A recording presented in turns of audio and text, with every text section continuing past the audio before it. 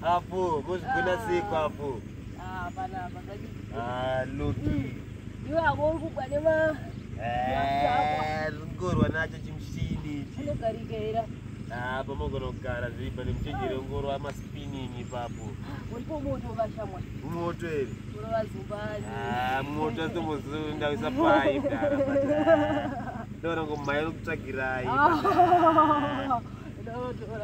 Mendi mai notora moto. Ko ndikuru vane namo bazimu palapa, Namo ere, namo ipiko. Ipiko itarasta.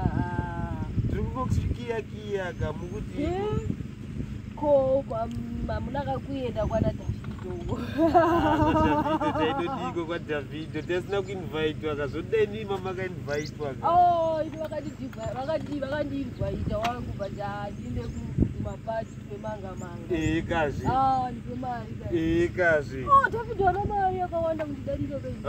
Kuti ikwewewe, kuti chikwe wewe. Davido ndiane mari dzese kawatiko iwewe. Kana madhora unaona tanga ari madhora era.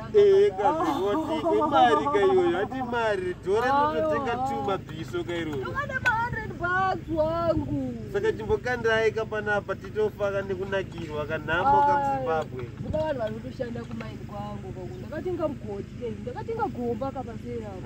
Watiko saka toita seko plan ndeipiko. Ko ndita seko nedzini rangu iri.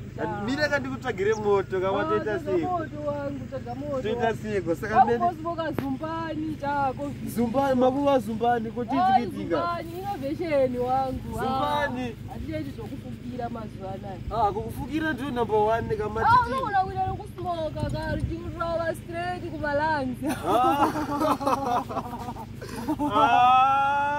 Kati zvinyowani kati. Zvinyowani ndakatodhibha manje ndikutonoita manje. Ipiko iwangu. Dzini mani harina dhiri. Kuziva mendikurasa dzini ndikozika. Saka chikondipoka Zumbani racho kati mai kunotsvaga moto. Ndinotsvaga moto wangu unoura ndirovera Zumbani racho. Mai yangomhanya pasera apa padhidza nendadzoka. Alright, saka inenge ndikubaya ndikubaya.